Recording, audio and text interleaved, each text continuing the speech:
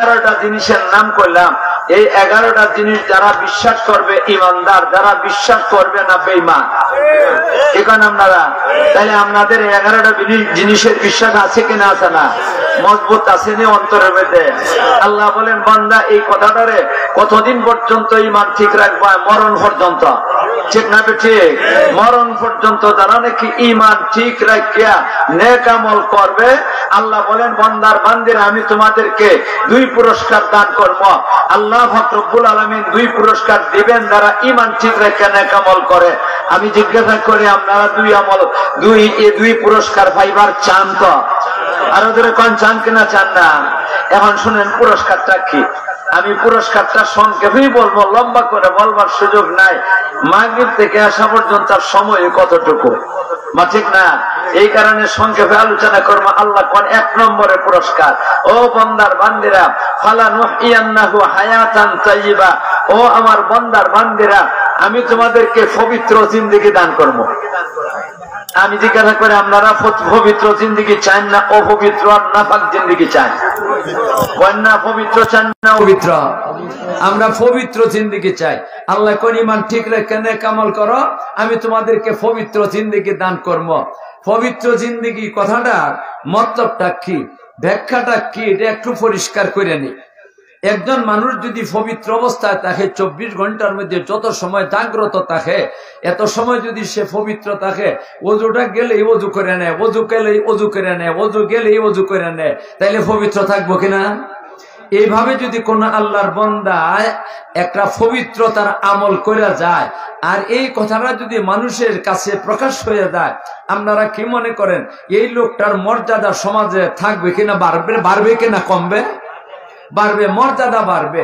এই কারণে পবিত্র জিন্দেগির ব্যাখ্যা দিতে গিয়া সেরা কোন কোন মুফাসসিরিনে বলছে, মুফাসসিরিনদের মধ্যে কেউ কেউ বলছেন পবিত্র জিন্দেগির মতলব হইল আল্লাহ পাক রব্বুল আলামিন যারা ঈমান ঠিক রেখে নেক আমল করবে, আল্লাহ ওদেরকে মর্যাদা বাড়িয়ে দিবেন। আপনারা কি মর্যাদা বারবার চান কিনা চান না? আর ওদের কোন মর্যাদা বারবার চান কিনা চান না? আমরা সবাই মর্যাদা চাই। কারা কারা চাই একটু দেখি। আল্লাহ তুমি আমরা সবাইকে মর্যাদা বারবার তৌফিক দান করো। তাহলে ঈমান ঠিক রেখে নেক আমল করতে হবে, ঈমান ঠিক রেখে নেক আমল করতে হবে, ঠিক না বেঠিক? এখন আসেন ভাইয়ের আমার, আমরা তো ঈমান আছে, শুধু নেক আমলটা করলেই হয়। কি করেন আপনারা? শুধু নেক আমল করলেই হয়। নেক আমল কি? নামাজ, রোজা, হজ, যাকাত, এই 60টা জিনিস বড়, ঠিক না বেঠি? এই 4 কাজ করতে আমরা সবাই রাজি আছি। আর 4 কাজের মধ্যে সবটা তো আমাদের করতে হয় না। যারা আমরা গরিবের দল, 2টা করলেই চলে। মা বলেন না আপনারা? শুধু নামাজ আর রোজা। আর যারা নাকি ধনীর দল, এরা 4টা করতে হইব, নামাজ, রোজা, হজ, যাকাত। হজ যাকাত গরিবের জন্য না ধনীর জন্য, ঠিক না বেঠি? তাই আমরা 2টা কাজ বা 4টা কাজ করতে কি পারবো না ইনশাআল্লাহ? আল্লাহ বলেন ও বান্দার বান্দিরা তোমরা যদি ঈমান ঠিক রেখে নেক আমল করো, ও বান্দার বান্দিরা আমি তোমাদেরকে 2টা পুরস্কার দেব। 1 নম্বরের পুরস্কার আমি তোমাদেরকে পবিত্র জিন্দেগি দান করব। এর অর্থ আমি তোমাদেরকে মর্যাদা বাড়িয়ে দিব, ঠিক না বেঠে? মর্যাদা বারবার চাই কিনা চাই না? ইলেকশনেও মর্যাদা বাড়ে, ইলেকশনেও মর্যাদা বাড়ে না? মানবেন না? কি মানবেন না? ইলেকশন অনেকে মানে না। ইলেকশনে মর্যাদা আছে, আছে আছে, ইলেকশনে মর্যাদা আছে। একজন মেম্বার হয়েছে, একজন চেয়ারম্যান হয়েছে, উপজেলা চেয়ারম্যান হয়েছে, মেয়র হয়েছে, এমপি হয়েছে, মন্ত্রী হয়েছে ইলেকশনে। কি করেন আপনারা? মর্যাদা যদি না থাকে তো এদের কোনো মর্যাদা নাই। সমাজে এদের মর্যাদা আছে কিনা? আছে না? অবশ্যই মর্যাদা আছে। যারা যারা এমপি হয়েছে, মন্ত্রী হয়েছে, ইলেকশনে মর্যাদা হয়েছে। ইলেকশনে মর্যাদা হয়, তবে ইলেকশনের মর্যাদাটা কতদিন? মাত্র 5 বছর। কোন না আপনারা? মাত্র ক বছর? 5 বছর পরে আপনি যে জাত, আমি যে জাত, উনিও এই জাতি, এক জাতি, বেশ কম নাই, কোনো বেশ কম নাই। বরং সে আপনারা দেখলে পরে মানুষের সালাম দিব কেন? আপনার মাথার মধ্যে একটা টুপি আছে, নবীর সুন্নাত। আপনার মুখের মধ্যে দাঁড়িয়ে আছে, নবীর সুন্নাত। আপনার গায়ের মধ্যে জামা পাঞ্জাবি আছে, এটা নবীর সুন্নাত। আপনার চলাফেরা নবীর সুন্নত তরিকা মতে। এই কারণে আপনারা মহব্বত করে একটা সালাম দিব, আসসালামু আলাইকুম। মা দিবে কি না দিবে না? কিন্তু কোন কোন ভাইয়াগুল আছে, এরা ইয়া আল্লাহ মাথার তো টুপি নাই, ওই দাড়ি তো একদম সাফ সাফা। কি আছে কিনা আছে না, গায়ে তো জামা কাপড় নাই, পাঞ্জাবি তো নাই, আল্লাহ প্যান্ট প্যান্ট শার্ট ঠাই টু লাগাইয়া যাইতেছে, হিন্দু না মুসলমান বুঝবার কোন সুযোগ, তাইলে তারে তো কেউ সালামও দিবে না। বলেন আপনারা সালাম দিবে না, কিন্তু আপনি মুরব্বী মানুষ, আপনারা কি করবো, মহব্বত করে নবীর মুহাম্মদ খাঁটি উম্মত মনে করে সেটা আপনার মহব্বত করে আসসালামু আলাইকুম সালামটা দিবে, আপনার মর্যাদা বেশি, ঠিক না বেঠিক? ইলেকশনে মর্যাদা কয়দিন? 5 বছর। আর নেক আমলে মর্যাদা কয়দিন? চিরদিন, চিরস্থায়ী মর্যাদা। কোন আপনারা চিরস্থায়ী মর্যাদা আছে কিনা আছে না? চিরস্থায়ী মর্যাদা আল্লাহ রব্বুল আলামিন নেক আমলের দ্বারা দান করে। তারপরে দেখেন ভাইয়েরা আমার, চিরস্থায়ী হোক আর কি 5 বছরের হোক, এটার আবার জায়গা ঠিক করেন, মর্যাদাটা কোন জায়গায় ভাইব। ইলেকশনে মর্যাদা শুধু এক জায়গা, মন্ত্রী হন কোনো অসুবিধা নাই, যার মনে চায় হোক কোনো অসুবিধা নাই। আমি এদেরকে না যাই ফতোয়া দিতেছি না যে এটা করান যায় না, এটা তো করতেছে, করেন, উলামায়ে কেরামত তো করেন, মা করেন কিনা করেন না, কিন্তু এই মর্যাদাটা কতদিন কোন জায়গা ঠিক করেন শুধু দুনিয়াতে, বলেন না আপনারা? ইলেকশনের মর্যাদা শুধু কোথায়? শুধু দুনিয়াতে না? মরলে পরে আছে, কবরে গেলে পরে যখন নাকি মুর্দারে কবরে রাখা হয়, এমপি সাহেবরে যদি কবরে রাখা হয়, আর এই সময় ফেরেশতা দুইজনে ইয়া বসায়া জিজ্ঞাসা করবো বার রাব্বুকা, তোমার রবকে। এই সময় যদি বলে এমপি সাহেব, এই ফেরেশতা বুঝে কথা বলবে, আমি এমপি সাহেব, কি কন আপনারা? তখন কি করব? আগে জবাব দাও, তারপরে তুমি এমপি সাহেব আর মন্ত্রী সাহেব যে সবই হও, ঠিক না বেঠিক? আল্লাহ, আর যদি কোন বান্দা ইমান ঠিক রেখে নেক আমল করে, এই লোকের মর্যাদাটা কোন জায়গায়? ইলেকশনের মর্যাদা শুধু এক জায়গায়, শুধু দুনিয়াতে। আর নেক আমলের দ্বারা মর্যাদা পায়, এরা এক জায়গায় না, কয় জায়গায় শোনেন আপনারা, ভালো করে খেয়াল করে শুনেন। আমি বলি, আল্লাহর বান্দার বান্দি যদি ইমান ঠিক রেখে নেক আমল করে, আল্লাহ দুনিয়াতে ওদেরকে মর্যাদা দান করে। বান্দার বান্দিরা যদি ইমান ঠিক রেখে নেক আমল করে, আল্লাহ মরণের সময় মর্যাদা দিবে। আল্লাহর বান্দার বান্দিরা যদি ইমান ঠিক রেখে নেক আমল করে, আল্লাহ কবর জগতে মর্যাদা দিবে। আল্লাহর বান্দার বান্দি যদি ইমান ঠিক রেখে নেক আমল করে, আল্লাহ হাসরের মাঠে মর্যাদা দিবে। আল্লাহর বান্দার বান্দি যদি ইমান ঠিক রেখে নেক আমল করে, আল্লাহ ফুলসিরাতে মর্যাদা দিবে। আল্লাহর বান্দার বান্দিরা যদি ইমান ঠিক রেখে নেক আমল করে, বেহেশতে মর্যাদা দিবে।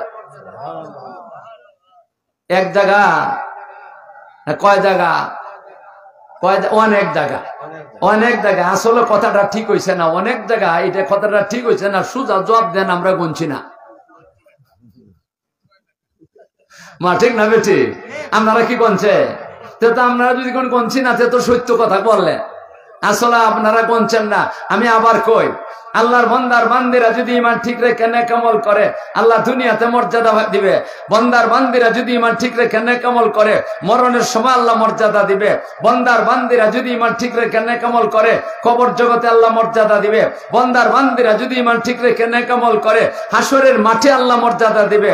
বান্দার বান্দিরা যদি নেক আমল করে, ইমান ঠিক রেখে নেক আমল করে, আল্লাহ ফুলসিরাতে মর্যাদা দিবে। আল্লাহর বান্দার বান্দিরা যদি ইমান ঠিক রেখে নেক আমল করে, আল্লাহ বেহেশতে মর্যাদা দিবে।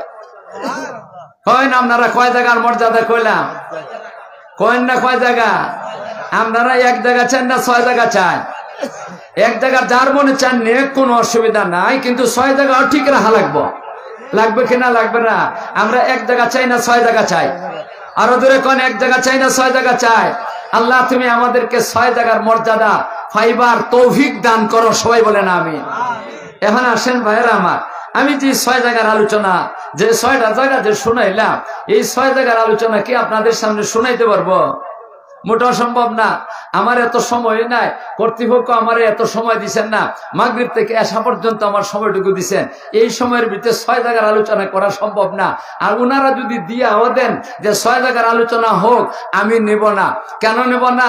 আমি যদি আজকে 6 জায়গার আলোচনা, কেমন জায়গা, যে দুনিয়া, মরণ, কবর, আসর, ফুলসিরাত, বেহেশত, এই 6 জায়গার আলোচনা যদি করি, তা আমার আর বাড়ির যাওয়া লাগবে না, এখানেই আমার কবর দেওয়া লাগবে। ভুল করছি নাকি? তা এই কারণে ভাইয়েরা আমার, সংক্ষেপে আপনি আপনাদের সামনে একটু কথা বলি, লম্বা করে বলার সুযোগ নাই। আমি দুনিয়ার একটু মর্যাদার কথা আপনাদের সামনে তুলে বলি, ধারাবাহিকভাবে জয়টা বলতে পারি। কি করেন আপনারা? ধারাবাহিকভাবে জয়টা বলতে পারি। দুনিয়া প্রথম, দুনিয়ার মর্যাদা আছে কিনা নাই? আর ওদের কোন দুনিয়ার মর্যাদা আছে কিনা নাই? নেক আমল করলে দুনিয়াতে মর্যাদা লাভ করা যায় কিনা যায় না? নাস্তিক আর মুরতাদের বাচ্চারা এগুলা বিশ্বাস করে না, এগুলা বিশ্বাস করে না। মনে করে নাস্তিক আর মুরতাদের বাচ্চারা যে মোল্লা মৌলবীরা যে কথাগুলা বলে এগুলা মোল্লা মৌলবীর মন গড়া কথা। আপনারা কি কন মোল্লা মৌলবীর মন গড়া কথা না কোরআন হাদিসের কথা? তুই নাস্তিকের বাচ্চা যা বলস এইগুলো হলো মন গড়া কথা, ঠিক না বেঠিক? না আপনারা মানবেন না? এইগুলো হইলো মন গড়া কথা। মোল্লা মৌলবীরা মন গড়া কথা বলে না, মোল্লা মৌলবীরা বলে আল্লাহর কথা, মোল্লা মৌলবীরা বলে নবীর কথা, ঠিক না বেঠিক? নবী যা বলছেন, আল্লাহ যা বলছেন, এর থেকে নবী কি মোল্লা মৌলবীরা কথা বলে না? বিশ্বাস করবেন না আপনারা। আমি যে কথাগুলো বলছি এগুলা কি কোরআন হাদিসের বাহির থেকে বলতাছি? কোরআন হাদিসের বাহির থেকে বলতাছি না ভিতর থেকে বলতাছি? ও নাস্তিকের বাচ্চা, তুমি কেমন করে কও মোল্লা মৌলবীরা মন গড়া কথা? এগুলা মোল্লা মৌলবীর কথা না, এগুলা আল্লাহর কথা, এগুলা রসুলের কথা। এখন আসেন ভাইরা আমার, আমি আপনাদেরকে এই দুনিয়ার মর্যাদাটা বুঝাইতে গিয়ে সেরিয়া একটা ঘটনা তুলে ধরি। দুনিয়ার কথাটা বুঝাইতে গিয়ে একটা ঘটনা আমি বলি, নেক আমলের দ্বারা কতটুকু মর্যাদা লাভ করা যায়। এই কথাটা যদি বলতে হয়, একটা আল্লাহর একজন ওলির আলোচনা করতে হইব। কইম আল্লাহর ওলির কথাটা বলবো। ওলির নামটা কইলে আপনারা হয়তো চিনতে পারেন ও নাও পারেন, হয়তো শুনছেন নাও শুনতে পারেন। আমি আল্লাহর ওলির নামটা বলি, তারপরে আমি ঘটনাটা বলবো। আল্লাহর ওলির নাম কেউ কেউ কইছেন ওনার নাম সুলাইমান ইবনে রবি, আর কেউ কেউ বলছেন ওনার নাম রবি ইবনে সুলাইমান। যেটি হোক সুলাইমান ইবনে রবি বলেন না আপনারা? ওনার নামটা কি? সুলাইমান ইবনে রবি। আপনারা মনে হয় অনেকে জীবনও শুনছেন না, আর যদি কেউ শুনিয়া থাকেন তো আলহামদুলিল্লাহ ভালো কথা, আর যদি না শুনিয়া থাকেন এখন শুনছেন কি? এখন শুনেন না? নামটা কি? সুলাইমান ইবনে রবি রাহমাতুল্লাহ আলাইহি। ওনার বাড়িটা ইরাক। ইরাক এমন একটা দেশ, যেই দেশটা বড় সাংঘাতিক উল্টা পাল্টা দেশ। সবচেয়ে বড় শয়তানের বাড়ি হইল ইরাক। নমরুদ, আরে শয়তান থেকে, শয়তান ইবলিস থেকে আরো বেশি খারাপ। মা আপনারা কি জীবনে শুনছেন শয়তান ইবলিসে এই কথা বলছে আমি খুদা? কোনদিন কোন আলিমের কাছে শুনছেন শয়তান ইবলিসে বলছে আমি খুদা? কিন্তু নমরুদে কি কয় আমি খুদা? তো শয়তান ইবলিস থেকে আরো খারাপ, ঠিক না বেঠিক? আবার এই দেশটা এমন একটা দেশ, যেই দেশের মধ্যে মুসলমান জাতির পিতার জন্ম হয়েছে। মুসলমান জাতির পিতার বাড়ি কই? ইরাক। ইব্রাহিম আলাইহিস সালামের বাড়ি ইরাক। তার মধ্যে আরো বড় বড় ওলিও বলতের বাড়ি। আরো নবী রাসূল আছেন, একজনের নাম করলাম। আরো বড় বড় ওলিও বল আছেন, হযরত ইমাম আবু হানিফা, ইমাম আহমদ ইবনে হাম্বল, ইমাম কি কয় এই মুহাম্মদ রাহমাতুল্লাহ আলাইহি, ইমাম আবু ইউসুফ রাহমাতুল্লাহ আলাইহি, বড় বড় ইমামরার বাড়ি এই ইরাকের জমিনের মধ্যে। এই জন্য করলাম যে এটা বড় উল্টা পাল্টা একটা দেশ, সবচেয়ে বড় খারাপ মানুষের এলাকা আর সবচেয়ে বড় ভালো মানুষের বড় বড় ওলিয়গর। হযরতে সৈয়দ আহমদ কবির রেফাই রহমতুল্লাহ আলাইহির বাড়ি, হযরতে কি কয় সুলাইমান ইবনে রবির বাড়ি, এরার বাড়ি হইল ইরাকের জমিনে। আমি ওনার কথাটা সংক্ষেপে একটু জীবনের একটা ঘটনা করি।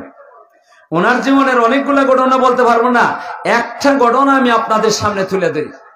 হযরতে সুলাইমান ইবনে রবি, ওনার কয়েকটা গুণের কথা বলি। প্রথম নম্বরে উনি বড় একজন আলিম। 2 নম্বর বড় একজন ওলি। 3 নম্বর বড় একজন ধনী, বিরাট সম্পদের মালিক। বিরাট সম্পদের মালিক। আজ থেকে মনে হয় 1000 বছর আগের কথা বলতেছি। আজ থেকে 1000 বছর আগের কথা বলতেছি। ওই সময় কোটি কোটি কোটি কোটি বিলিয়ন টাকার মালিক, সাধারণ ধনী। মা বলেন না আপনারা যে যেই লোকটা একজন আলিম, আল্লাহর ওলি, ওনার উপরে হজ ফরজ হইলে হজ আদায় করবেননি। উনি জীবনে শুরুতেই হজ আদায় করছে। হজ আদায় করানোর পরে আপনারা দেখেন, খেয়াল করে যারা হজ গেছেন এরা বলতে পারবেন, মানুষ যখন নাকি হজে যায়, হজ থেকে আসে, হজের কাম শেষ করিয়া যার অন্তরে আল্লাহর মায়া মহব্বত আছে, নবীর মায়া মহব্বত আছে, এই লোকটা হজে গিয়ে সেটা তার মনের তৃপ্তি হয় না, আবার যাইবার চায়। মা ঠিক না বেঠি? একবারে গিয়ে সেটা মনের তৃপ্তি হয় না, বারবার যাইবার চায়, বারবার যাইবার চায়। হযরত সুলাইমান ইবনে রবি রাহমাতুল্লাহ আলাইহি এমন একজন ব্যক্তি, পয়সার অভাব নাই, প্রতি বছর হজে যান। প্রথম জীবনে যেটা আদায় করছিলেন এটা ফরজ, এরপরে যতগুলা হজ আদায় করতেছেন এগুলা নফল, ঠিক না বেঠি? হযরত সুলাইমান ইবনে রবি রাহমাতুল্লাহ আলাইহি 1 বছর হজের জন্য রওনা হইবেন, এই কথাটা এলাকার নতুন নতুন হাজি সাহেবরা জানছে, নতুন হাজি সাহেবরা জানছে। এই কারণে নতুন নতুন হাজি সাহেবরা যারা যাইবো আর জীবনে গেছে না, এরা হুজুরের এখানে আইসে আইসে বলতেছে, শুনছি হুজুর আপনারা কি হজে যাইবেন, আমরা তো জীবনে কোনোদিন যাই নাই, তা আপনার সাথে যাইবার চাইতেছি, দয়া করে যদি অনুমতি দেন তাহলে আপনার সঙ্গে হইব আমরা। হযরত সুলাইমান ইবনে রবি রহমাতুল্লাহ বলতেছেন, বাবা রে, তোমরা তো তোমাদের টাকা দিয়া যাইবা, আমার কোনো টাকা দিতে হবে না, পয়সা দিতে হবে না, কোনো কিছু দিতে হবে না, তোমরা তোমার পয়সাতে তোমরা যাইবা, সাথী ভাই আমার, এতে আমার কোনো অসুবিধা তো নাই, আমার তো কোনো ক্ষতি নাই, চলো অমুক তারিখে বাড়ি থেকে রওনা হইব।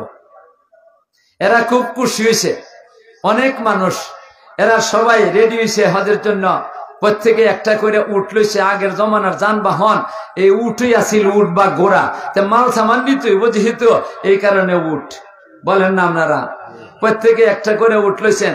হযরত সুলাইমান ইবনে রবির তো উটের অভাব নাই, ঘোড়ার অভাব নাই, সম্পদের, উনি একটা উট, বড় একটা উট লইছেন, লইয়া মাল সামান উঠাইছেন। আজকে যাওয়ার তারিখ।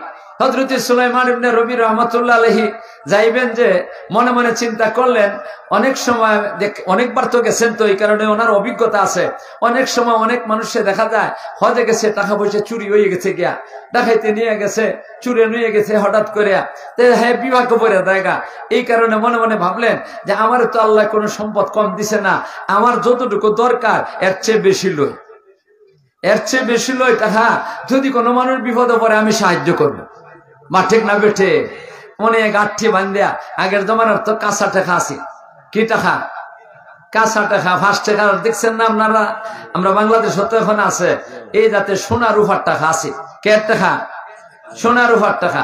হযরত সুলাইমান ইবনে রবি রহমাতুল্লাহ আলাইহি সবাইকে নিয়ে রওনা হইছেন। সারা ইরাক থেকে রওনা হয়েছেন, একদিন তো যাইতে পারবেন না, সারাদিন সফর করতে করতে রাত্রেবেলা একটা পাহাড়ি এলাকা গিয়ে পৌঁছে গেছে। পাহাড়ি এলাকা পৌঁছে না, এই সময় রাত্রেবেলা না, মাগরিবের সময়। হযরত সুলাইমান ইবনে রবি সবাইকে বলতেছেন, তোমরা তোমাদের উট আটক করো, এখানে সবাই উট বান্ধ, আর সবাই নামে যাও, আর নামে নামাজটা আদায় করি, নামাজটা আদায় করি সেরে এরপরে যা করি কর্ম। সবাই মাগরিবের নামাজটা আদায় করছেন সুলাইমান ইবনে রবির সাথে। হযরত সুলাইমান ইবনে রবি আওয়াবিনের নামাজও পড়ছেন সুন্নত আদায় করিয়া। তারপরে বলতেছেন, শোনো, এটা পাহাড়ি এলাকা, যুগ জঙ্গল, চোর ডাকাইতের ভয় আছে। মা বলেন না, কয়েন ভয় আছে কিনা? আছে না? আমরা বাংলাদেশ চোর ডাকাইতের ভয় নাই, কিন্তু অন্যান্য দেশের চোর ডাকাইতের ভয় আছে। মা ঠিক না বেঠি? আমরা বাংলাদেশের তো আব্দুল কাদের জিলানীর দেশ, কি কোন আপনারা? কোনো ভয় নাই, কোনো ভয় নাই।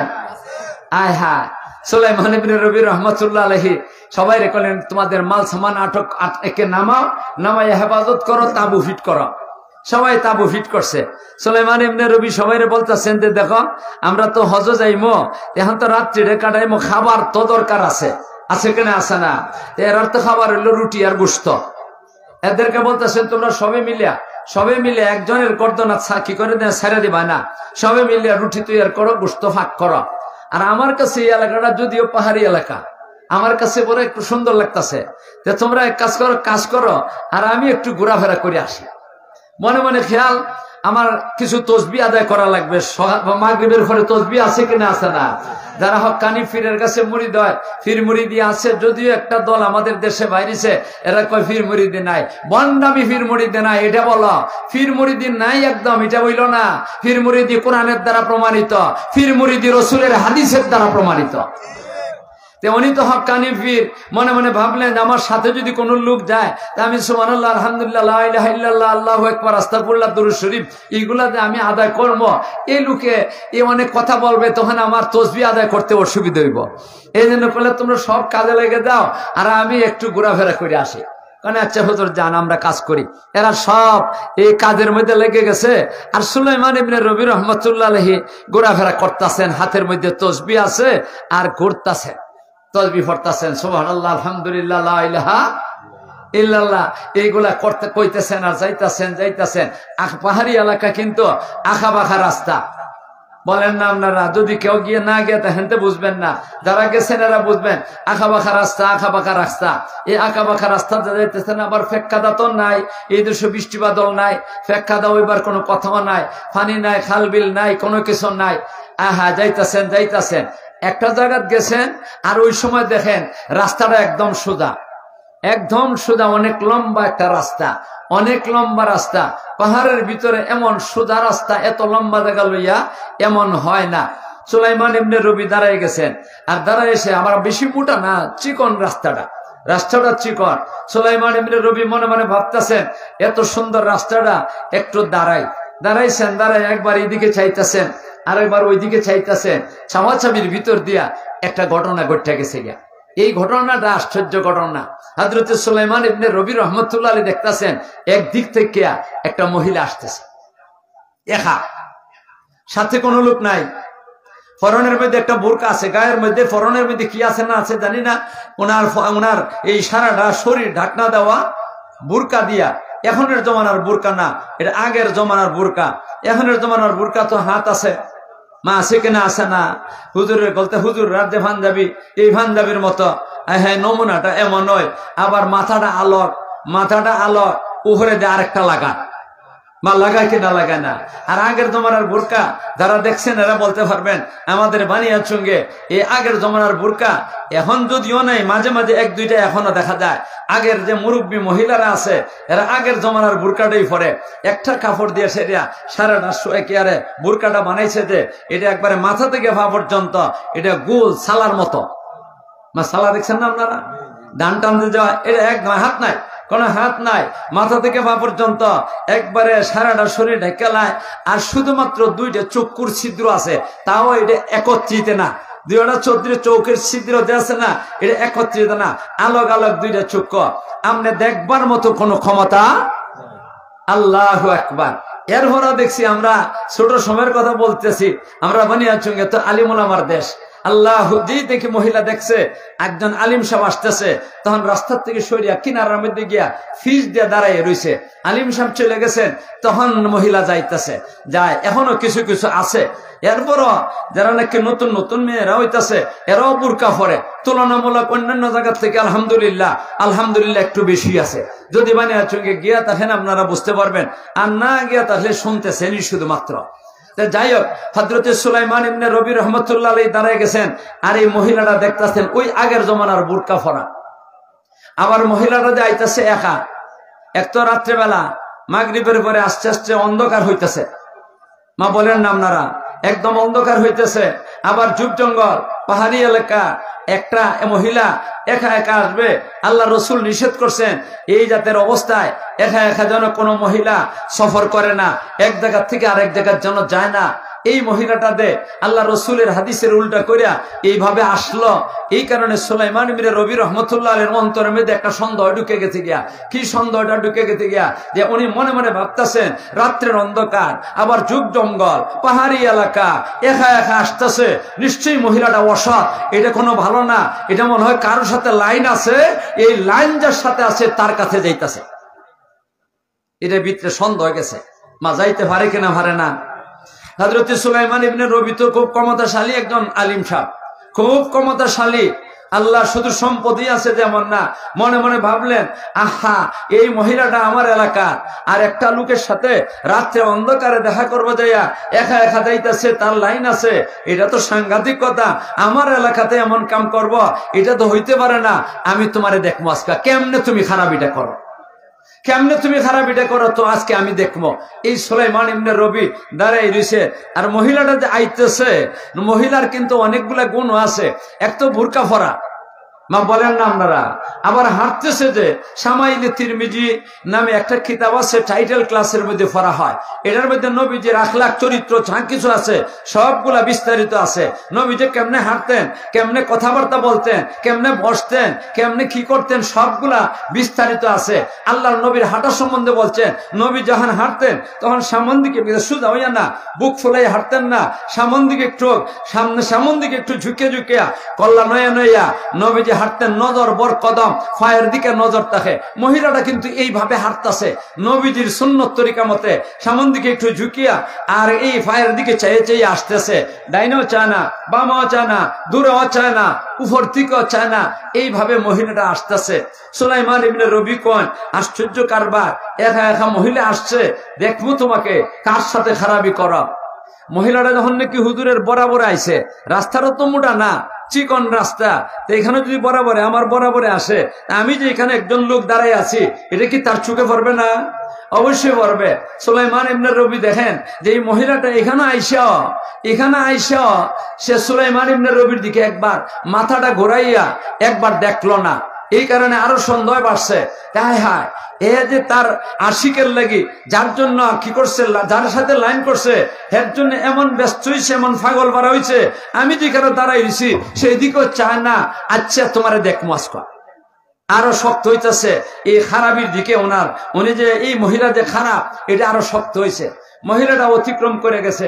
সুলাইমান ইবনে রবি তার পিছনে পিছনে চলছেন, যাইতেছেন। মহিলাটা একটা গর্তের কাছে, বিরাট বড় একটা গর্ত, এই গর্তের কাছে আপনারা সিলেটি ভাষায় কয় গাঁত, মা বলেন না আপনারা, কি বলে?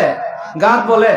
আর আমরা অন্যান্য জায়গায় গাত কইলে বুঝবে না, এই জন্য আমি কোনোটাই না কই, আপনারা এটা কইলাম না, আমাদের বানিয়ে চুকে কি কইলাম না, গর্তই কইয়ে নিলাম যাতে সবাই বুঝে নেন। বড় একটা গর্ত, গভীর একটা গর্ত, মহিলা এই গর্তের ভিতরে ঢুকছে। সুলাইমান ইবনে রবি কোন এখানেই সে আল্লাহ উনি সুলাইমান ইবনে রবি আস্তে আস্তে অগ্রসর হয়েছেন, গর্তের থেকে একটু দূরে রয়েছেন যাতে মহিলা ওনারে দেখে না। আসলে উনি দেখবেও না, মহিলা এদিক সেদিক চায় না, কোনো দিকে চাওয়াচাবি নাই। ওনা যেই কাজের জন্য আইছে এটারই পাগল শুধুমাত্র, আর কোনো দিকে চাওয়াচাবি করে না। সুলাইমান ইবনে রবি গর্তের মোটামুটি কাছে গেছেন, আর দেখতেছেন গম্য মহিলাটা এই গর্তের ভিতরে ঢুকিয়া ফরনের মধ্যে যে বুরকাটা ছিল, বুরকাটা টানলে খুললে মাটির মধ্যে রেখে দিছে। অতিরিক্ত আরেকটা কাপড় নিছিল, এটারে বিছাইছে। হাতের মধ্যে একটা ছুরি আছে, এই ছুরিটি হাতের মধ্যে লইয়া সেরে পার্শ্বে একটা মরা জানোয়ার, এই মরা জানোয়ারের চামড়া চুলানিয়া শুরু করছে। চামড়া চুলাইয়া মরা জানোয়ারের গোশত কাটতেছে, আর এই যে কাপড়টা এই কাপড়ের মধ্যে রাখতেছে। এইভাবে কাটতে কাটতে অনুমান 10 কেজি হইব, অনুমান 10 কেজি গোশত কি করছে, কাটতে লইয়া এই মহিলা করছে কি দেয়া, গোশতের উপরে ছুরিটা রাখছে, ছুরিটা রাখে ভালো করে শক্ত করিয়া মজবুত করে বান্ধিয়া এই মহিলা তাড়াতাড়ি বোরকাটা আবার লাগাইছে। বোরকাটা লাগাইয়া এই যে গোশতের গাঠটি বোঝেন তো আপনারা, এই গোশতের গাঠটিটা বোরকার ভিতরে ঢুকাইয়া দিছে, ঢুকাইয়া ফেটের সাথে লাগাইয়া উপরে দিত বোরকা আছে, এইভাবে শক্ত করে ধরছে, ধইরা উপরের দিকে উঠা শুরু করছে, গর্তের থেকে উঠা শুরু করছে। হযরত সুলাইমান ইবনে রবি মহিলা উঠতে তো যেদিকে আইছে এইদিকে এইদিকে যাওয়া শুরু করছে। সুলাইমান ইবনে রবি রাহমাতুল্লাহ আলাইহি একটু সরে গেছেন রাস্তার থেকে। মহিলা মনে মনে ভাবতে পারে উনি দেখছেন, তাহলে তার লজ্জা লাগবো, এই কারণে একটু সরে গেছেন গিয়া। যখন নাকি মহিলা এখান থেকে সরে গেছে, হযরত সুলাইমান ইবনে রবি রাহমাতুল্লাহ আলাইহি কান্তাছেন, হায় রে হায়, আমি মনে করছিলাম এটা একটা অসৎ মহিলা, এটা তো অসৎ না, এটা অসহায় মহিলা। কি কেন আপনারা বলেন, আপনারা এটা কি অসৎ না অসহায়? উনি ভালো করে বুঝতে পারছেন এই মহিলার স্বামী নাই, হয়তো ছোট ছোট বাচ্চারা আছে বা মেয়েরা আছে যারা কামাই রুজি করতে পারে না, নিজেও কামাই রুজি করতে পারে না, এই জন্য বাচ্চারা নিয়ে বিপদে পড়ছে, খাবার কোনো কিছু নাই, এদেরকে কোনো কিছু খাবার দিতে পারে না, এই কারণে মরা জানোয়ারে গোশত নিয়ে যাইতাছে। সুলাইমান ইবনে রবি কাঁদতাছেন আর আল্লাহর কাছে মাপ চাইতাছেন। কেন মাপ চাইতাছেন? যে আল্লাহ রসুলের হাদিসের মধ্যে আছে, নবীজি কোন ইয়াকা ওয়াজ জান্নাহ ফাইন্না জান্নাহ আকদাবুল হাদিস, হে আমার উম্মতের নারী পুরুষের দল, কারো প্রতি তোমরা বিনা দলিলে বিনা প্রমাণে খারাপ ধারণা করবা না। যদি খারাপ ধারণা করতে তুমি মৃত্যুক সাব্যস্ত হইবা। উনি তো মৃত্যুক সাব্যস্ত হয়ে গেছেন, এই কারণে আল্লাহর কাছে কাঁদতেছেন, আল্লাহ আমি কেন উনারা খারাপ মনে করলাম, উনি তো খারাপ মানুষ না, উনি তো ভালো মানুষ, উনি তো নেককার মানুষ, বাচ্চা কাচ্চার খাবারের জন্য মরা জানোয়ারের গোশত নেওয়ার জন্য আইছে, আমি কেন তারে অসৎ মনে করলাম, আল্লাহ তোমার কাছে ফানা চাই, দয়া করে আমার মাফ করে দাও। কান্নাকাটি করে সেরিয়া এরপরে মনে মনে ভাবলেন যে আমি তো আগে আসছিলাম এই মহিলারে ঠিক করবার লাগি, সাহায্য করবার লাগি, এখন তো আমার উপরে কর্তব্য এসে গেছে গিয়া, আরেকটা কর্তব্য হয়ে গেছে গিয়া এই মহিলার দেখাশোনা করা। কি কেন আপনারা তার সাহায্য সহযোগিতা করা, মহিলার পিছনে পিছনে রওনা হয়েছেন, যাইতাছেন। মহিলা তো এদিক সেদিক চাওয়াচাবি করে না, এদিক সেদিক কোনো চাওয়াচাবি নাই, কোনো দিকে চাওয়াচাবি নাই, কল্লা নাইয়া মাথা নিচু করে নবীর সুন্নত তরিকা মতে হাঁটতে হাঁটতে একটা পাহাড়ের কাছে গেছে। পাহাড়ের সংলগ্ন একবারে পাহাড়ের কাছে একটা সুন্দর বিল্ডিং, এই বিল্ডিংটার দরজা বন্ধ। বাহির থেকে মহিলা গিয়া থাবা দিছে, থাবাতে বলতেছে, মা গো আমি তোমাদের মা, দরজা খোলা। সুলাইমান ইবনে রবি দূরে থেকে শুনতেছেন, আমি তোমাদের মা, দরজা খোলা। এই ঘরের ভিতরে এই মহিলার 3টা উপযুক্ত মেয়ে আছে, বাবায় 3টা উপযুক্ত মেয়ে রাখিয়া দুনিয়া থেকে চলে গেছে, সম্পদ রাখা দেবার কোনো সুযোগ পাইছে না, শুধু ঘরটা বানায় রাখছে এরা যাতে থাকতে পারে, আর কোনো কিছু নাই। এই জন্য মহিলা খাবারের কোনো কিছু দিতে পারতেছে না বাচ্চাদেরকে, মরা জানুয়ারি গোশত নিয়ে আইছে। মেয়েরা টাস করে দরজাটা খুলে দিছে। দরজাটা খুলে দেওয়ার পরে হযরতে সুলাইমান ইবনে রবি রাহমাতুল্লাহ আলাইহি ঘরে আমাকে দেখতেছেন, মহিলা ঘরের ভিতরে ঢুকছে। ঘরের ভিতরে ঢুকিয়া ভিতরে গিয়ে সিটকারিটা লাগাই দিছে। সিটকারিটা লাগাই দেওয়ার সাথে সাথে সুলাইমান ইবনে রবি রাহমাতুল্লাহ আলাইহি মনে মনে ভাবতেছেন, এইবার যায় মহিলা কি বলে, কি করছে আমি নিজে দেখলাম। মা বলেন না, দেখছে কিনা দেখছেন না, কি করছে আমি তো নিজে দেখলাম, এখন মহিলা কি বলে এটা আমার শোনার দরকার। দূরে দেখে একটা দৌড় দিছেন, দৌড় দিয়ে দরজার মধ্যে কান লাগাইছেন। মা বলতেছে, মা গো, 3টা মেয়েরা বলতেছে, আজকে কয়েক ভক্ত হয়ে গেছে তোমরা খাবার হইতেছ না, ফেডের খিদায় তোমরা কাতর হয়ে গেছ, মরণাপন্ন হয়ে গেছ, তারপরেও তোমরা কারো কাছে হাত পাচ্ছ না, কারো কাছে সাহায্য চাইছো না, একমাত্র তোমরা আল্লাহর কাছে সাহায্য চাইছো। কেমন মেয়েরা, কারো কাছে সাহায্য চাইছে না, বেফর্দা হইয়া যেখানে মনে চায় এখানে গেছে না, বেফর্দা হইয়া যেখানে মনে চায় কাদের জন্য গেছে না, আল্লাহর কাছে সাহায্য চাইছে। বাবা এইভাবে মেয়েরারে পর্দার ভিতর দিয়ে রেখে গেছে, এদের ট্রেনিং দেয়া গেছে। বাবাও ভালো আছি বলতেছে, মা তোমরা যেহেতু একমাত্র আল্লাহর কাছে সাহায্য চাইছো আর কারো কাছে সাহায্য চাইছো না, এই কারণে আল্লাহ তোমাদেরকে সাহায্য করছেন, তোমাদের দোয়া আল্লাহ কবুল করছেন, উত্তম খাবারের ব্যবস্থা করে দিছে। এই নাও গোশত, এটা নিয়ে কাটো, কাটতে সেরে তোমরা ফাঁক করো, ফাঁক করে তোমরা খাও। রুটি নাই, খালি গোশত, শুধু গোশত খাইয়ে পেট ভরান যায় না? কন্যা আপনার ফেডের বুক দূর করেন যায় কিনা? যায় না, অবশ্যই যায়। হযরতে সুলাইমান ইবনে রবি শুনছেন, শূন্য তার বরদাস্ত করতে পারছেন না। আমি একটা কথা আপনাদেরকে জিজ্ঞাসা করি, এই মহিলা যেটা আনছে মরা জানোয়ারের গোশত না জবে করা জানোয়ারের গোশত? মরা জানোয়ারের গোশত মুসলমানদের জন্য হালাল।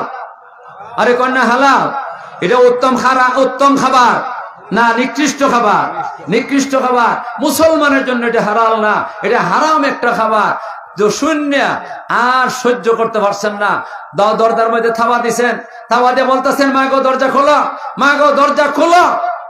জোরে আওয়াজ করিয়া চিক দিয়ে বলতেছেন, মা গো দরজা খোলো। সুলাইমান ইবনে রবির আওয়াজটা শুনিয়া মেয়েরা তো কাঁপতে আরম্ভ করছে, মাও কাঁপতে আরম্ভ করছে যে আমরা পাহাড়ের ভিতরে থাকি, আমরা পাহাড়ের ভিতরে কত চোর ডাকাইত আছে, কত খারাপ মানুষ আছে, হয়তো বদমাইশের দল আইতে পারে। মা পারে কিনা পারে না, এই ভয়টুকু ওনাদের অন্তরে, এই জন্য কাঁপতাছে। আবার বলতেছেন সুলাইমান ইবনে রবি, মা গো তুমি দরজা খোলো। তখন মেয়েরা তো কোনো কথা বলবার সাহস হয় না, এরার মুখে কথা বাইর না। মা বলতেছেন, তুমি কে? সাহস করে কথা বলে লাইছেন, না বললে তো উপায় নাই। তুমি কে? সুলাইমান ইবনে রবি বলতেছেন, আমি সুলাইমান ইবনে রবি। আপনারা একটা কথা শুনে রেখেন, যারা বড় হুজুর এরার নামটা হইলেও সবাই চিনে, না দেখলেও নামে মানছে না চিনলেও কমপক্ষে নাম জানে। যেমন কথার কথা মনে করেন আপনাদের সিলেটের দরগার হুজুর যে ছিলেন ইমাম সাহেব হুজুর, বলেন না, কে চিনতেন না আপনারা? নামটা হইলেও চিনেন, মহিলারাও চিনে কিনা চিনে না? হযরত সুলাইমান ইবনে রবি এই এলাকার বড় হুজুর, এই এলাকার বড় হুজুর, এই জন্য সবাই চেনে। সুলাইমান ইবনে রবি বলতেই মহিলা চিনে বলাইছে, আমাদের কোনো ভয় নাই, এখানে কোনো চোর ডাকাইত আসে নাই, এখানে কোনো খারাপ মানুষ আসে না, অসৎ চরিত্রের মানুষ কোনো এখানে আসে নাই, আমরা নিরাপদ, কোনো অসুবিধা নাই। কিন্তু এরপরও মহিলা বলতাছে, তুমি এখানে কেন আইছো? তোমার কোনো কাজ নাই, তুমি কেন এখানে আসলা? তুমি এখানে কেন আসলা?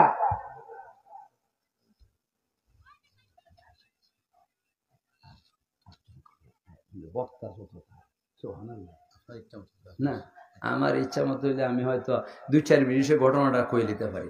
আপনারা সামনে হুজুর আইসা গেছেন, একটা বড় আলিম, বড় বক্তা, বড় আলিম, বড় বক্তা, আলোচনা খুব সুন্দর আলোচনা করেন। আপনারা চিনেন কিনা জানি না, আমি তো চিনি, আমি ওনারা ভালো করে চিনি, আপনারা চিনবেন। এখন উনি আইসা গেছেন, আমি আলোচনা না করলেই বালা।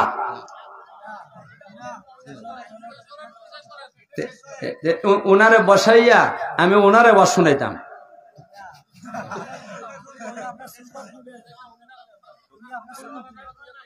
আচ্ছা সংক্ষেপে কইলাই, সংক্ষেপে কইলাই, সংক্ষেপে হযরত সুলাইমান ইবনে রবি ওই মহিলা বলতেছে, আপনি কেন এখানে আসছেন? আপনি আপনার কাজে যান, আমাদেরকে আমাদের কাজের সুযোগ দেন। হযরত সুলাইমান ইবনে রবি রাহমাতুল্লাহ আলাইহি দেখতেছেন যে মহিলা দরজা খুলবে না, আর আমার আশাও পুরো হইবে না। দরজা খোলো, যখন নাকি খুব ধমক দিয়ে কইছে তখন দরজাটা খুলছে। দরজা খুললে কি হইব? দরজার পরে আবার পর্দা আছে। ওই ময়মায়েরা খুব ফরদানিশীন আল্লাহওয়ালি। সুলাইমান ইবনে রবি বলতেছেন, মা গো তুমি কি করছো আমি দেখছি, আর এখানে এসে কি বলছো আমি নিজের কানে শুনছি। তুমি এক কাজ করো, তোমার গাঠটি এটা খুললো না, তোমার মেয়েদেরকে বইলা দাও যে এটা ধরতো না। আর আমি আসার পথ একটা বাজার দেখেছি, এই বাজারের মধ্যে আমি শুধু যাইমু আর আইমু, এরপরে তুমি যা করবা করবা। আচ্ছা ঠিক আছে যান। দরজা বন্ধ করে দাও। গেছেন দৌড় দিয়া, গিয়া সেরিয়া এই আঠা কিনছেন। আঠা তো মনে হয় হারাম জিনিস, আরে কন্যা। এরপরে যে সমস্ত জানোয়ার মুসলমানরা খাওয়ান হালাল, যেমন নাকি গরু আছে, ছাগল আছে, আছে কিনা দুম্বা আছে, এই জাতের জানোয়ার জবে করা হইলে হালাল না হারাম?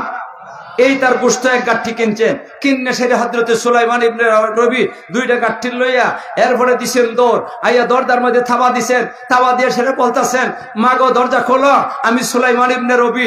টাচ করে দরজাটা খুলছে, গাঠি একটা একটা করে ভিতরে দিতেছেন। পর্দার ভিতরে হাত ঢুকাইয়া 2 গাঠি দিয়া বলতেছেন, মা গো তুমি যেই জানোয়ারের গোশত আনছো এটা হারাম, এটা ফেলে দাও পিছন দিকে, বন্য পশুরা খাইয়া ফেলবে। আর আমি যেগুলো আনছি হালাল। তোমরা মা মেয়ে 4 জন, তোমরা তাড়াতাড়ি গোশত ভাগ করো, রুটি বানাও, এগুলা খোলা দাও, তোমরা খাইয়া যখন নাকি তৃপ্তি মিটবো তখন আমি যাইমো, এর আগে আমি যাইবো না। হযরত সুলাইমান ইবনে রবি রাহমাতুল্লাহ আলাইহি কইলা আমি যাইবো না। মহিলা মনে করছে উনি তো যাইবেন না, তাইলে কি বারান্দার মধ্যে দাঁড়ায় থাকবেন?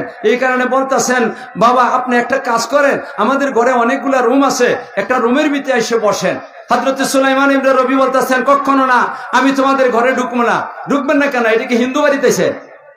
মা বলেন না, আমরা হিন্দু বাড়ি দিয়েছে না মুসলমান বাড়ি, তাইলে ঢুকবেন না কেন? না ঢুকবার কারণ হইল, একটা হাদিসের মধ্যে আছে, আল্লাহ রাসূল কইছেন, যেই ঘরে শুধু মহিলা, যে ঘরে শুধু বেগানা মহিলা, এই ঘরে একজন বেগানা পুরুষ জনে একা একা ঢুকে না। যদি একা একা ঢুকে তাহলে শয়তান তার সাথেও শরীক হয়। তখন আপনারা কোন এখানে কেমন উল্টা পাল্টা কাম হইবার সম্ভাবনা আছে নেই? সুলাইমান ইবনে রবি তো আল্লাহওয়ালা, এই কারণে উনি নিজে বাসায় রাখবার জন্য বলতেছেন, আমি বারান্দার বসে থাকবো। ওই ভিতর থেকে মহিলা দেখছে আর ভিতরে নিতে পারবে না, ওই একটা বহনের জন্য কোন একটা জিনিস দিয়ে দিছে, উনি বইছেন। এরা মা মেয়ে 4 জনে কাজ করতেছে, গোশত ভাগ করতেছে, রুটি কোলাপ দিতেছে।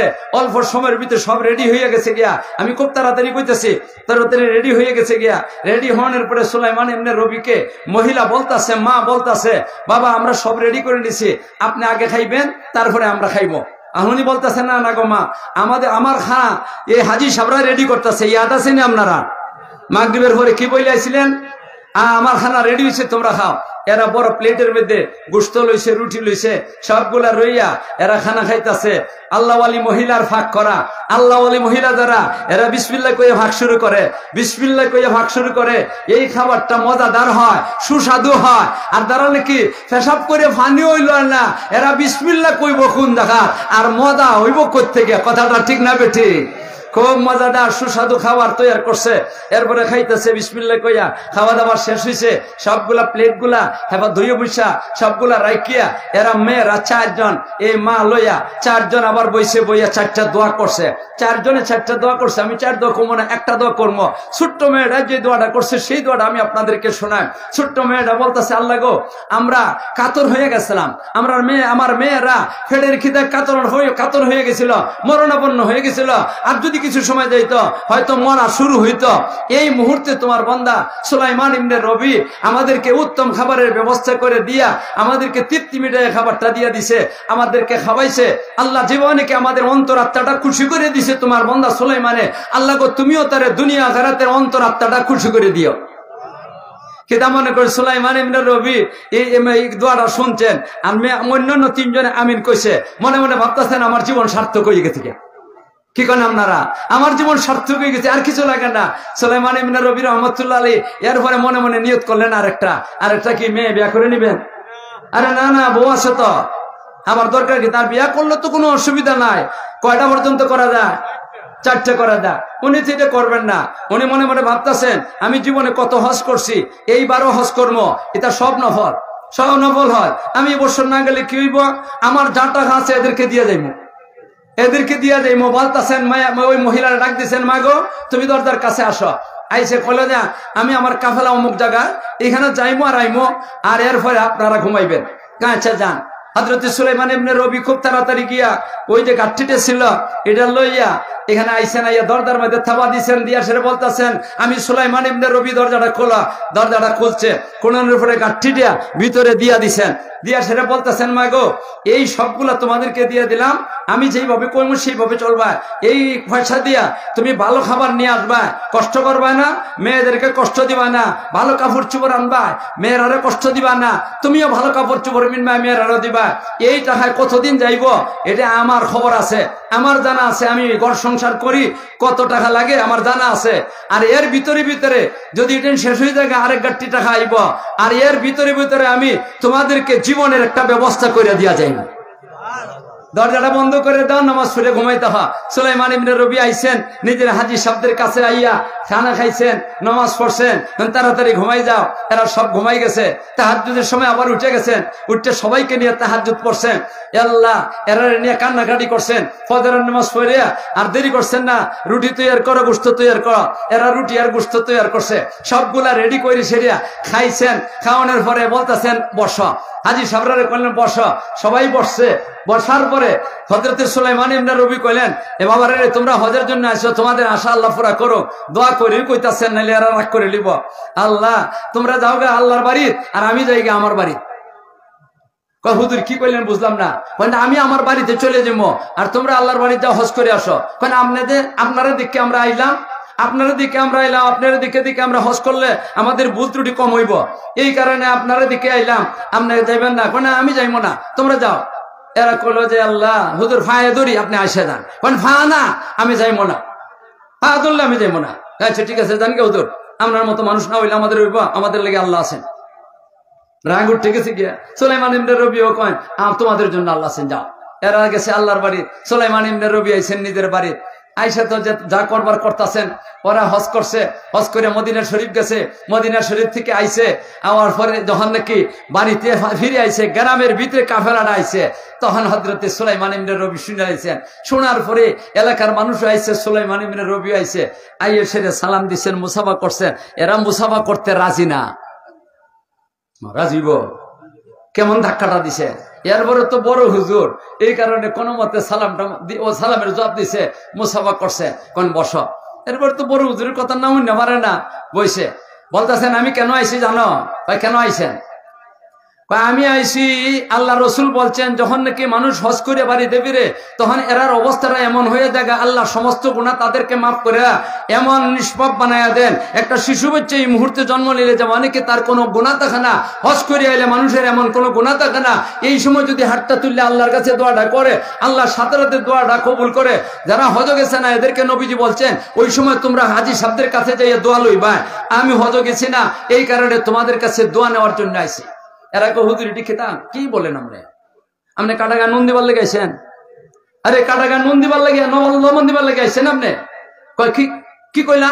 কয় আরে মিয়া আপনি এটা কি বলতেছেন? ওদর আপনি আমাদেরকে আমাদের আল্লাহর বাড়িতে পাঠাই দিছেন, আর আপনি কইছেন যাবেন গিয়া আপনি হজ বাড়িতে, আর এরপরে কোন ফাঁড়ি রাস্তা পাইছেন, বাইপাস কোন রাস্তাটা পাইছেন, এই রাস্তায় গিয়া আমরা গিয়া দেখি আমরা আল্লাহর বাড়িতে গিয়া দেখি আপনি আল্লাহর ঘর তওয়াফ করতেছেন। এরপরে গেলাম সফা মারওয়াকে দিকে, আপনি আমার আগে আমরার আগে সফা মারওয়া সাই করছেন। এরপরে আপনি হজের কাম যতগুলো আছে সবগুলো আমাদের আগে আগে করছে, একবারে শেষ তো আপটা যেটা সেটাও আমাদের আগে আগে করছেন। তারপরে গেলাম মদিনাত গিয়ে সেদিকে আপনি আমাদের আগে রওজা শরীফের সামনে দাঁড়িয়ে দাঁড়িয়ে কাঁদতাছেন, চোখের পানি ফেলে ফেলে কাঁদতাছেন। সবকিছু কইরিয়া আপনি আমরার কাছে দোয়া নিবার লাগাইছে, এটা কাটা গায়ে লবণ দেওয়া না, তার কি মা ঠিক না? সুলাইমান ইবনে রবি করে মিয়ারা তোমরা এটা কি বলতেছ, এটা কি বলতেছ? এই যে লোক সমালাইছে এতগুলা, এদেরকে জিজ্ঞাসা করো আমি বাড়িতে ছিলাম, হেরা হুজুর সাক্ষী লয় কোন জায়গা, যেটা নিজের চোখে দেখা না এটার মধ্যে সাক্ষী লয়, আমরা উত্তর চোখে দেখাইছি। মা ঠিক না বেটি? কাজী সাক্ষীর কোন দরকার নাই। সুলাইমান ইবনে রবি এদেরকে বুঝাইতে পারলেন না, তাড়াতাড়ি এখান থেকে বাইরে গেছেন, চোখের পানি ফালাইতেছেন আর কাঁদতেছেন আর যাইতেছেন, জীবনে কোনোদিন মিথ্যা কথা কইলাম না। আর হাজী সাহেবরা আমারে আজকে মৃত্যুক সাব্যস্ত করলো, কানতে কানতে যাইতেছেন, বাড়িতে গেছেন, বাড়ি থেকে বইয়া বইয়া কাঁদতেছেন, মিথ্যা কথা বললাম না জীবনে, আজকে আমাকে এই হাজী সাহেবরা হজ করে মৃত্যুক বানাইয়া দিল। কাঁদতেছেন কাঁদতেছেন, বউ আইছেন, কোন যাও সরো এখান থেকে সরো, তোমার কাছে বললে কোনো লাভ নাই। এইভাবে রাত্রেবেলা যখন কি হয়েছে, খাবার খাইতে ভালো লাগে না, এমনি ঘুমাই গেছেন গিয়া। যেই ঘুমটা লাগছে, ঘুম লাগার সাথে সাথে আর দেরি নাই, সঙ্গে সঙ্গে নবীজির সামনে হাজির। আল্লাহর নবী দেখতেছেন ওনার চোখের মধ্যে পানি। আল্লাহর নবী বলতেছেন সুলাইমান তোমার চোখে পানি কেন, তুমি কান্দো কেন? হুজুর কান্দবো না, আমি জীবনে একটা মিথ্যা কথা বললাম না, আজকে হাজী সাহেবরা হজ করে আইয়া আমাকে মৃত্যুক সাব্যস্ত করলো, আমি হজে গেছি না, আমার হজে যাইবার সুযোগ হয়ে রয়েছে না, এই কারণে আমি গেছি না। আর এরা বলতেছে আমি হজ করে আইছি। আল্লাহ রসুল ফিটের মধ্যে হাত বুলাইছে, হাত বুলাইয়া বলতেছেন সুলাইমান কান্দো না। আল্লাহর নবীর হাত মুবারক লাগছে, আল্লাহকে কি কন আপনারা, আল্লাহকে কি হাত মুবারক লাগাইছেন ফিটটার মধ্যে, আর কোন কান্দো না। এরা যে দেখছে এটাও ভালো, এটাও সঠিক, তুমি যে হজ গেছো না এটাও সঠিক। এটা কোন জাতের কথা? এরা যেটা এটাও সঠিক, আমার এটাও সঠিক। হ্যাঁ, তুমি যে গেছো না এটা তো বাস্তব, তোমার টাকা দিয়া গেছো কারে? অসহায় মহিলাদেরকে, যার কারণে যাইতে পারছো না। আর এরা যে দেখছে বাস্তব, এটা কেমনে কয়, তুমি যে এই অসহায় মহিলাদেরকে সৎকার দান করছ, সৎকার দান যে করছো, এই সৎকার দানের কারণে আল্লাহ পাক রব্বুল আলামিন সৎকারে এমন ভাবে কবুল করছে, তুমি যাতে হজ থেকে বঞ্চিত না হও, এই জন্য তোমার নমুনা, তোমার চেহারা, তোমার চোখ, তোমার নাক, তোমার নূর, তোমার হাত, তোমার পাও, তোমার মাথা, তোমার চুল, সবটা একই নমুনার একজন নতুন ফেরেশতা বানাইয়া তোমার হজটা আল্লাহ তোমার পক্ষ থেকে করাইয়া নিছে। এই ফেরেশতারে দেখছে আর কয় তোমারে দেখছে। কয় এটা দুনিয়াতে না মরণের পরে? কয় এই মর্যাদাটা লাভ করছেন দুনিয়াতে না মরণের পরে? ও ভাইরা আমার, আল্লাহ পাক রব্বুল আলামিন নেক আমলের দ্বারা ঈমান ঠিক রেখে নেক আমল করলে আল্লাহ দুনিয়াতে মর্যাদা দেয়। বিশ্বাস করেননি আপনারা? আরো জোরে কোন বিশ্বাস করেননি? কারা কারা বিশ্বাস করেন একটু দেখি। আল্লাহ তুমি আমাদেরকে কবুল করো, আল্লাহ তুমি আমাদেরকে কবুল করো। ভাইয়ারা আমার, এখানে একটা নতুন মাদ্রাসা হয়েছে, হাফিজি মাদ্রাসা। এই হাফিজি মাদ্রাসা, এটার সাথে আপনারা সম্পর্ক রাখবেন, এটার সাথে মহব্বত রাখবেন, এটার যতটুকু সহযোগিতা পারেন যার যার সাধ্য মতো করবেন। এই আমলটার কারণে দুনিয়াতে মর্যাদা পাইবেন, আখিরাতে মর্যাদা পাইবেন। ও আখিরু দাওয়ানা আনিল হামদুলিল্লাহি রাব্বিল আলামিন। আপনাদেরকে কষ্ট দিছি, আমার এই মৌলানারা কষ্ট দিল, আমার উপরে রাগ করবেন না মনে হয়। কেন রাগ করবেন না, এটা কইবার এখন সময় নাই।